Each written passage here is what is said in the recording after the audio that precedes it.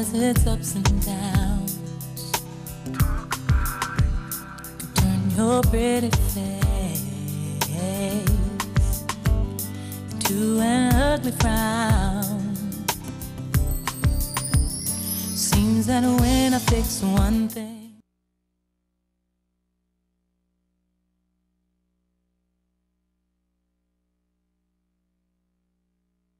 Hello, welcome to The Awakening. I've been off the air now for about a month, and one day I will tell you all about it, but not today. But today's topic for discussion is Angie and Mary's recipe. And this recipe today we're going to be discussing about, is there marriage after divorce? In the churches, this is the #1 place we'd like to start. We're not here to put anybody down, to put your religion down, to, influence you for anything. We're just here today giving you some spice. Either spice up your life or maybe help you learn something better to do with your life. So as usual, welcome back, Mary. Hi. It's good to be back. It's good to be back. I missed you. Well, I missed everybody here too, but one day I'll tell you the story. Okay, today's show, we're going to call it a recipe for a better life after you've gone through a hellish divorce or maybe a decent divorce. I went through a decent divorce, but I still had a lot inside of me that I carried. Right. So what do you feel about that? Is there marriage or is there hope after you've gone through a divorce? Absolutely. Yes, Okay. it is. Why do you say that? Well, just speaking from my own personal life, I am also one of those people that was married very young. And I was married at 15. mine wasn't quite that young, but nevertheless, I was very young, and I've been divorced for about 20 years now. So You don't look a day over 21. Oh, thank you. You're welcome. I want dinner after this. I owe you dinner after this. Okay. But yes, I am divorced with 2 kids, 2 young adult ladies now, and I can truly contest that there is life after divorce. And just because you are divorcee, it does not mean that you have to die with the end of that relationship. You can live again. I have some ladies who knew I was going to do this show today. She says, why is it when a woman goes through a divorce and she meets a gentleman who's either been through divorce or hasn't been married yet, is ready to jump her bones? Oh. So that was her question. Why is a male so eager to want to jump her bones because she hasn't been around with a man? Well, there's something. That took your breath away? But this is questions. Well, I mean, I appreciate it. I mean, you know what? The society we live in today always puts sex before everything. And I've learned that in being celibate for a long period of time, friendship is so important first. Right. Being platonic, getting to know the person, allowing that time to grow together, to get to know that person before you become intimate with them. Yeah, because don't you think when you once give it up, and I'm going to use words that I like want these that. teenage girls, once you give it up, that man can change. Yes, he can. Yes, he can. And remember we had the analogy one time before about the coin, and once it's spent, it's spent. Well, that's the same thing with your virginity or your restored virginity. Yes. I always say restored virginity for people who are celibate and they're not necessarily having sex right now. That's what I call it, restored virginity. If you're not having sex, most of the time, men don't want anything to do with you. Exactly. They drop you like a hot potato. So I've learned to live chastity life. I've learned to live by myself, and that's fine. And it goes back to that self-esteem thing that we talked about so many times on previous shows, that you have to be comfortable in your own skin. But you can learn to go out by yourself, Mary, what I'm saying. I love going to a movie. I'm married now, but when I was single, I loved going to see a movie. Yeah. I didn't need to have a man sit there with me. Yeah. Yeah. You feel funny when you go to a restaurant and sit at the big table, and you're all alone, but still you get a chance to know who's inside of you. Yeah. I remember one time I went out, I just wanted to go out by myself. And I went to lunch. It was a Saturday, and I met this wonderful guy. Mm-hmm. We sat at the bar area and we were eating and talking. He was actually by himself, and he came up and sat beside me, and we were sitting there just talking. Mm-hmm. And he was like, "What are you doing here?" And I was like, "Oh, I just wanted to go out and just be by myself. I didn't, I mean, I could have called, one of my friends, and Mhm. male or female, but I didn't want that. I wanted to go out by myself." Mm-hmm. And I've done that a couple of times and met some fabulous people. Mm-hmm. So, but I think society and even the church sometimes always couple us up. Yeah.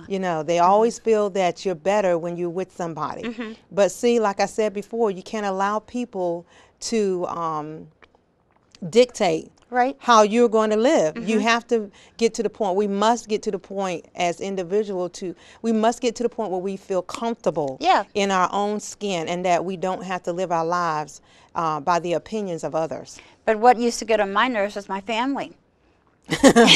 You should be going out. You're not always going to be young, you're going to get Yeah. old, blah, blah, blah. But, each woman should have her own say in what's going to go, Right. what is going to go on with our bodies and when we're going to do such and such a thing. Right. I agree with that. Do you agree with that? Yes, I do. Yeah. How do you think the church will, I'm going to ask you about this. How does the church feel about divorce, Mary? Oh my goodness, that is a good question. I love that question. I love that question too. There are mixed feelings. It can go from one end of the spectrum to the other. A lot of the churches, I must admit, divorce is like the unpardonable sin. Mm-hmm. Once you divorce, it's like they put a tattoo or something in the middle of your forehead. Mm-hmm. She's divorced. Yeah, she's divorced, he's divorced, Mm-hmm. And it shouldn't be that way, because a lot of people don't know this in the church, but God married and divorced and remarried Israel many times. Mm-hmm. But see, that's why you need to know the Word of God for yourself. Yeah. So that you can have a understanding, not just what the preacher is saying, but you understand it for yourself. You know what I mean? Exactly. And so a lot of times people don't know the Word, so they only hear what the preacher is saying, or the teacher is saying, or the pastor or the priest or the bishop or the prophet or the teacher.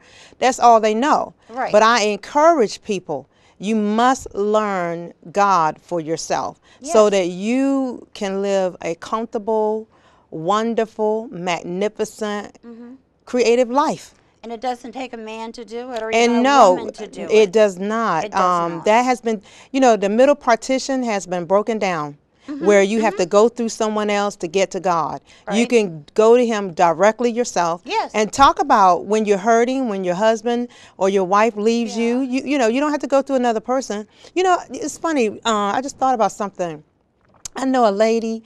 She was divorced. She was separated from her husband. Right. And guess what? The man kept running in and out of the relationship. He was in another relationship with a single woman, and he'd come back to his wife. Because He'd she go let back him. over there. He'd come back to his wife. And so one day, my girlfriend and I, we were saying, look, you have to shut that down. Right. Yeah. Why do you keep allowing him to run back and forth between you, that woman, and you? And so what we shared with her is that, her response was, her comment was, well, I don't want to divorce him. The Bible says we shouldn't. And I said, no, that is not true. Yes, God did say He hates divorce, but He did not say, He said He hates the act of divorce. He did not say He hates people. The divorce. You know what I mean? Yes, that means that He don't want us just get a divorce and then in 2 days marry someone else, and 2 more days marry someone else and get Right. another. That's what He's talking about. But when you've been in a relationship for 10 years, 15 years, and something happens and you can't reconcile for whatever reason, and I'm not here to judge anybody's we're not here to relationship. judge, no. So whatever happens, you all have to break up. You get that divorce, etc. And I say at that point, it's not the end of your life. No, it's That not the is end of your not life, the but end of your life. I think if you get married when you're very, very young, and divorce is not in your picture at the time, Absolutely. marriage is the only thing that you have, so to speak, then it's very difficult. You think you can't get anybody else, and you're going to hang on and hang on. Yeah. It's like a cartoon I saw where a man had just beat up his wife, and he was going to leave her, and she lays on the floor and grabs his feet, and he's dragging her by the hair. Get away from me. Get away from me. I don't Wow. need you. I'm done with you. Wow. And, that's just not the thing. There's another thing I do, too, and I think it upsets people. If I'm in a store, Mary, and I see an older couple, and I'm not saying old, but they've been together for a long, long time, and she'll ask him something, he'll say, just shut your mouth. Oh, okay. And right away I start thinking, why are you still with that person? And so when he took a little walk away, I walked up to her and I asked her that question. What was her response? I don't have anything else in my life. Okay. And see, that goes back to I don't have anything. self-esteem. That's why I am an advocate for self-esteem. Self-esteem. It is vital. It is critical. It is one of the most important things in our life. We have to mentor our young ladies and men. Yes, but you to know, have self-esteem. Yes, you do, but you know, it's very hard to teach a young girl about self-esteem. If we could just get them starting when they were like 7, Right.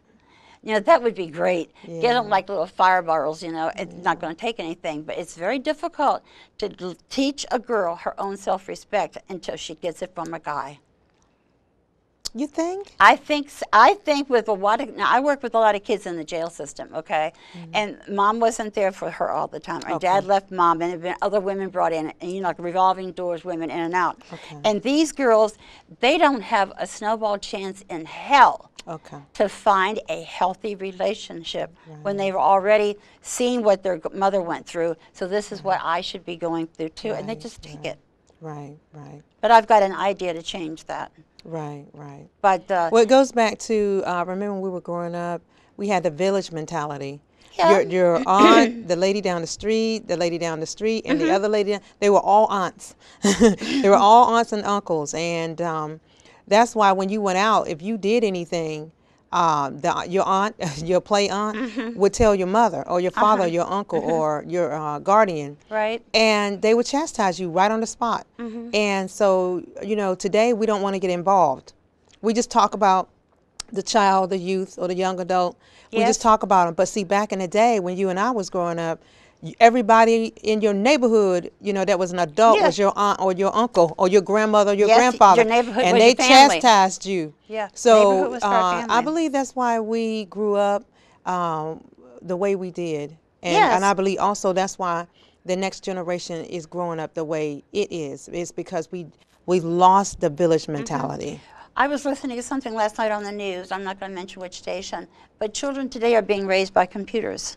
True. And I cell agree with that. phones. Yeah. And they're getting themselves in a lot of trouble. Sexual abuse and everything with the kids. Right. So I think where's the old humbug on the computers? Because I have a 7.5-year-old, you know, great niece who thinks the computer is great. Right. But mouth to mouth, hugs, a computer can't do that for you. It's just like everything is in balance. You know what I mean? Too much computer is not good for you. That's right. And just like too much food is not good for you. Too much drinking is not good for you. Too much. I mean, life is full of choices, and we have to incorporate balance in our lives, and it's in every area. I haven't mastered it in every area, and nobody has. We're all still working on this thing. We're trying to master these various areas in our lives. We're trying to balance them out, and you just keep trying. You know, you're gonna falter and fall, but you're gonna get back up. That's right, absolutely. I'm a firm believer. Character is really shown when you fall and see what you do, whatever the decision you're going to make while you're down there. Do I get up? Strength brings you back up. Absolutely. Exactly. Yeah. If you got to have strength. Yeah.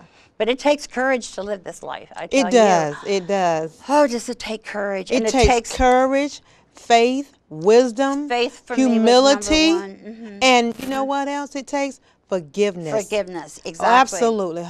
Woo, If you can't glory. forgive, you're about to make you me can preach forget now. it. No, but I preach all the time about forgiveness. I mean that.